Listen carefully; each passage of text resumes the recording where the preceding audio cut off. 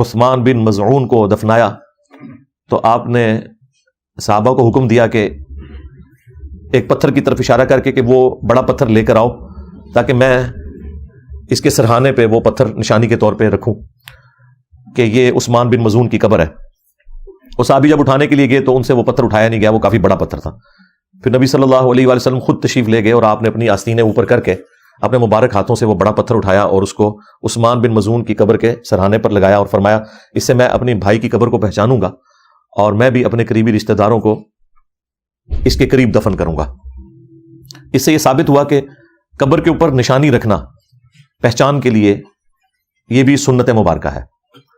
البتہ قبر کے اوپر کوئی کتبہ لکھ کے لگانا اس کی ممانعت ہے. جامعہ ترمذی کے اندر حدیث موجود ہے، نبی صلی اللہ علیہ وآلہ وسلم نے قبر کے اوپر کتبہ لگانے سے منع کیا ہے.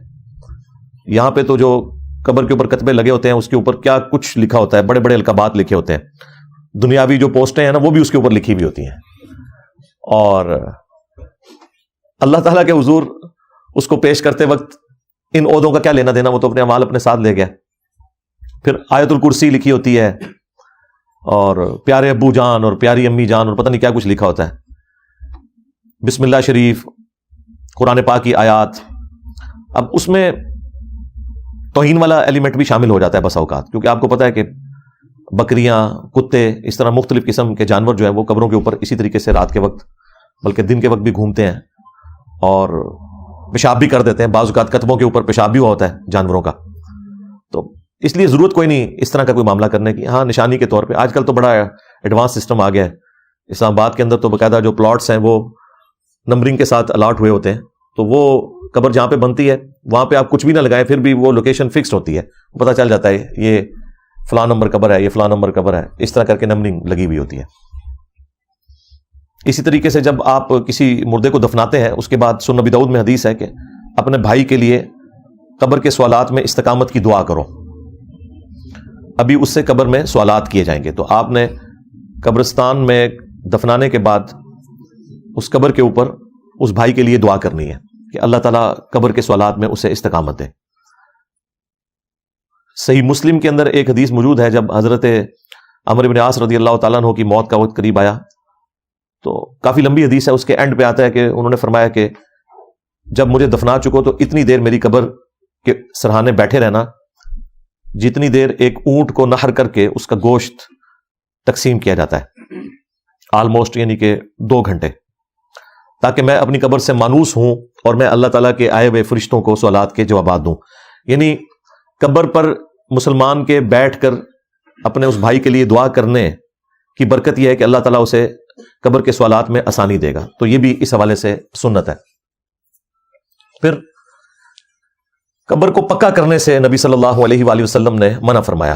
جہاں سے آج بات سٹارٹ ہوئی تھی وہ صحیح مسلم میں حدیث ہے کہ نبی صلی اللہ علیہ وآلہ وسلم نے قبر کو پکا کرنے سے اور قبروں پر عمارت بنانے سے اور قبروں پر بیٹھنے سے، خواہ مجاور بن کے بیٹھنا ہو یا ڈائریکٹلی اس کے اوپر بیٹھنا ہو، ان 3 کاموں سے منع فرمایا. یہ حدیث جامعہ ترمذی میں ہے، اس میں ایک چوتھے کام کا بھی ذکر ہے اور وہ ہے کتبہ لگانے کی بھی ممانعت فرمائی آپ صلی اللہ علیہ وآلہ وسلم نے. قبر کے اوپر ڈائریکٹلی بیٹھنا بھی منع ہے، اس کے اوپر پاؤں رکھنا بھی منع ہے. حتیٰ کہ صحیح مسلم میں حدیث ہے کہ کوئی شخص قبر پہ بیٹھے اس سے بہتر ہے کہ وہ آگ کے انگاروں پر بیٹھے جو اس کے کپڑوں اور کھال کو بھی جلا دیں، یعنی اس کی تکلیف جو ہے نا وہ کم ہے اور قبر پہ بیٹھنے کا عذاب زیادہ ہے. اسی طریقے سے نبی صلی اللہ علیہ وآلہ وسلم نے قبر کی رخ نماز پڑھنے سے بھی منع فرمایا ہے. صحیح مسلم کے اندر حدیث موجود ہے، نہ تو قبروں پر بیٹھو نہ ان کے رخ نماز پڑھو، یعنی سامنے قبر نہیں ہونی چاہیے.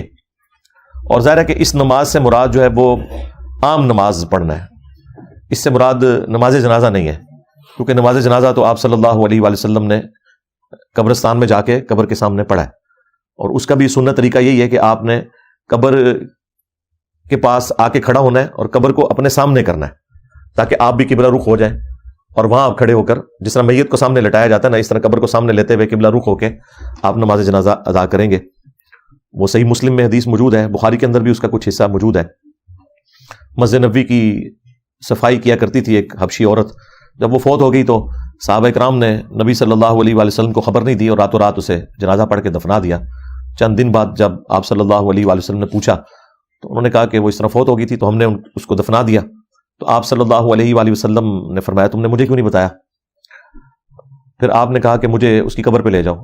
پھر آپ صلی اللہ علیہ وآلہ وسلم اس کی قبر پہ گئے اور جا کے نماز جنازہ پڑھی، اور واپسی پہ پلٹتے ہوئے آپ نے فرمایا کہ یہ قبریں اندھیروں میں ڈوبی ہوئی تھیں، اللہ تعالیٰ نے میرے جنازہ پڑھنے کی برکت سے ان قبروں کو نور سے بھر دیا. اب یہ نبی صلی اللہ علیہ وآلہ وسلم کی دعا کی برکت تھی. اور اس میں ایک عبرت یہ بھی ہے کہ وہ مسلمانوں کی قبریں تھیں، صحابہ اکرام کی قبریں تھیں. یہاں پہ تو لوگ کہتے ہیں کہ جی ہم کسی بزرگ کے ساتھ بھی اٹیچ ہو جائے تو ہمارا بیڑا پار ہے. تو وہ بھی تو اٹیچ تھے سب سے بڑے بزرگ کے ساتھ، لیکن ہر شخص نے اپنے اعمال کے مطابق معاملات کو لے کے چلنا ہے، اللہ کے حضور پیشی ہونی ہے. بخاری مسلم میں حدیث ہے کہ آپ صلی اللہ علیہ وآلہ وسلم کا ایک صحابی تھا مدعم، وہ سفر و حضر میں آپ کی سواری کا کجاوا کسا کرتا تھا. خیبر کے موقع پر ایک نامعلوم تیر اسے لگا اور وہ شہید ہو گیا، اور صحابہ نے کہا کہ اسے شہادت مبارک ہو. ظاہر بالکل ٹھیک ہے، لیکن نبی صلی اللہ علیہ وآلہ وسلم نے فرمایا کہ تم اسے شہادت کی خوشخبری دے رہے ہو، جبکہ اللہ نے مجھے دکھایا کہ اس نے مال غنیمت کی ایک چادر چوری کی تھی جو آگ کی بنا کے اس کے اوپر ڈال دی گئی ہے، والعیاذ باللہ تعالی. جب یہ بات سنی تو صحابہ کرام اپنے گھروں کو پلٹے. اگر کسی نے کوئی رسی کا ایک ٹکڑا بھی یہ سمجھ کے اٹھا لیا تھا کہ اس کی کوئی ورث نہیں مال غنیمت میں، تو وہ سارا سامان لا کے انہوں نے وہاں پہ جمع کروا دیا. یعنی صحابہ کرام علیہم رضوان فوراً حکم سنا کرتے تھے اور آپ صلی اللہ علیہ وآلہ وسلم کی اطاعت اختیار کیا کرتے تھے. تو یہ بڑا سینسٹیو ٹاپک ہے.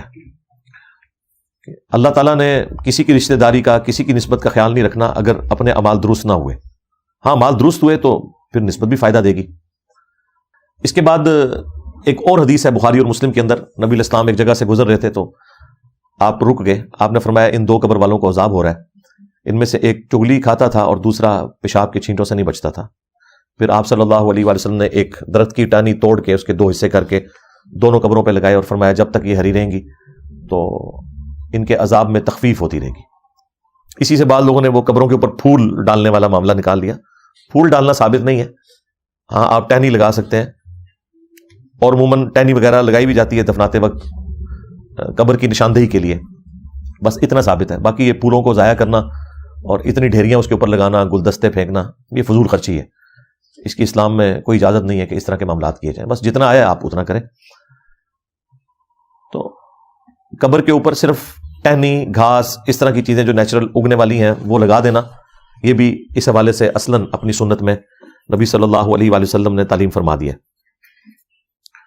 باقی قبر کو اس حوالے سے یعنی پکا کرنا اس کے سائڈ والے حصے کو کہ قبر کی مٹی بہہ نہ جائے، تو یہ بھی جائز ہے. آج بھی آپ بقیع غرقد قبرستان میں جائیں جہاں کسی زمانے میں بہت مزار ہوا کرتے تھے. 1925 میں سعودی حکومت نے مزار گرائے. اب وہاں پہ سمپل قبریں ہیں مٹی کی، اور اس مٹی کو بارش کی وجہ سے بہہ نہ جائے اسے روکنے کے لیے سائڈ کے اوپر نا بڑے بڑے پتھروں کے ذریعے اس کی چار دیواری بنائی گئی ہے. اور وہ آلموسٹ سمجھ لیں 1 فٹ سے بھی کم ہے، 7-8 انچ تک، بعضوں کا 6 انچ تک کے وہ پتھر ہیں جو سائڈ پہ رکھے جاتے ہیں، اور یہ جائز ہے رکھنا. صحیح بخاری کے اندر حدیث موجود ہے، نبی علیہ السلام کی جو قبر مبارک ہے وہ ایک بالشت اونٹ کی کوہان جتنی اونچی ہے، یعنی آلموسٹ 9 انچ آپ سمجھ لیں، 9 سے 10 انچ. اتنی قبر کی مٹی کو اتنا اونچا رکھنا یہ جائز ہے.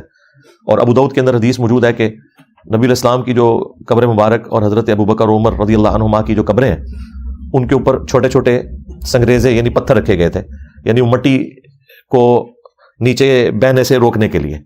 تو بجری وغیرہ قبر کے اوپر اتنی ڈال دینا کہ وہ مٹی نہ بہہ جائے، یا سائڈ کے اوپر کم از کم اتنی چار دیواری ہو کہ آپ سمجھ لیں 6 سے 8-10 انچ تک، تاکہ مٹی بہہ نہ جائے، تو یہ بھی جائز ہے.